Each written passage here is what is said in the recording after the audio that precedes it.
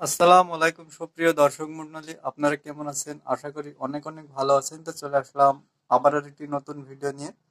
তো বন্ধুরা, আজকে আমার এই ছোট্ট ভিডিওর আলোচনার বিষয় হচ্ছে যে রসুন সংরক্ষণ। আমরা যারা রসুন চাষ করেছি তারা অনেকে কাঁচা বেচে দিয়েছি, অনেকে শুকিয়ে সেটাকে সংরক্ষণ করার চেষ্টা করছি।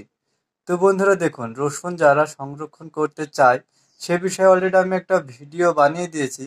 কিন্তু আজকে এই ভিডিওটার বানানোর মেন উদ্দেশ্য হলো একটি, আমাকে অনেক ভাই অনেক রকম কমেন্ট করেছেন।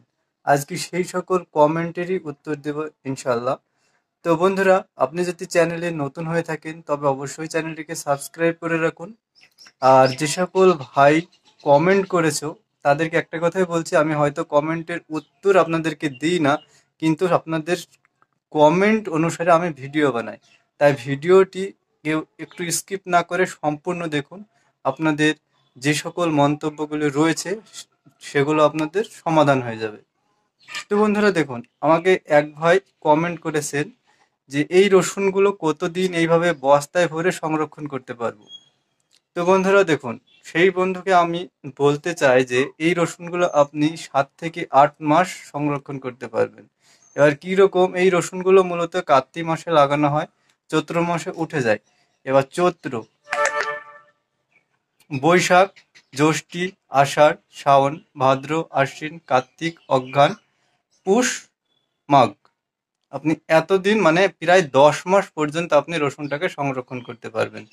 মানে কি বলুন তো, রসুনটা ঘরে আসার পরে রসুনটা যতদিন না লাগানোর সময় আসতে আবার পরের বছর, সেই তখন পর্যন্ত আপনি রসুনটাকে এইভাবে সংরক্ষণ করতে পারবেন, কোনো অসুবিধা হবে না।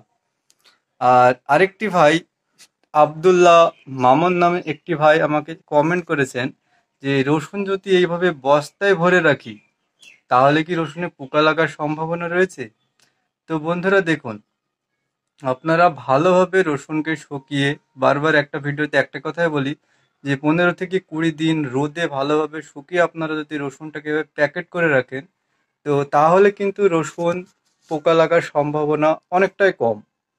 আর যদি আপনার রসুনে পোকা লাগার ভয় থেকে থাকে মনের মধ্যে, তাহলে আপনি একটা কাজ করতে পারেন। সেটা হলো কি, আপনি এই রসুনগুলো যখন মানে চৈত্র মাসে এইভাবে বস্তায় ভরে রেখে দিলেন, এবার শ্রাবণ মাসে হোক বা তার পরের মাসে হোক, আপনি এই রসুনগুলোকে একবার ছাদে ভালোভাবে মেলে দেন এবং একটা রোদ দেন, মানে একদিন রোদে ভালোভাবে শুকিয়ে আবার প্যাকেট করে রাখেন। তাহলে আপনার রসুনটি অনেকটাই ভালো থাকবে এবং পোকা লাগার যে সমস্যাটা হয়ে থাকে সেটা আর আসবে না। তো বন্ধুরা দেখুন, রসুন এইভাবে বস্তায় ভরে অনেক দিন সংরক্ষণ করা যায়।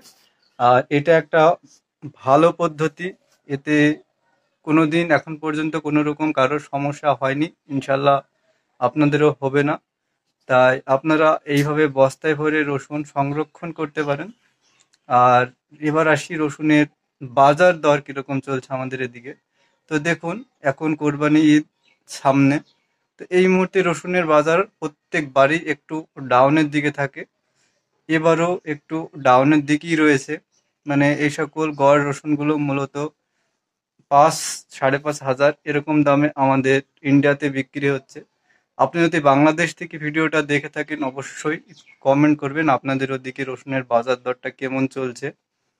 আর বন্ধুরা, এই ধরনের নতুন নতুন ভিডিও পেতে, রসুন সংরক্ষণ, এক কথায় মাঠে যে সকল ফসলগুলো ফলিয়ে থাকি আমরা, তাতে কখন কি সার দেবেন, কোন রোগে কি ওষুধ দেবেন, সেই ধরনের ভিডিও পেতে অবশ্যই চ্যানেলটিকে সাবস্ক্রাইব করুন। তো আর এই ভিডিও দেখে বা অন্যান্য সমস্যা যদি আপনি সম্মুখীন হয়ে থাকেন, অবশ্যই এই ভিডিওতে একটা কমেন্ট করে যাবেন।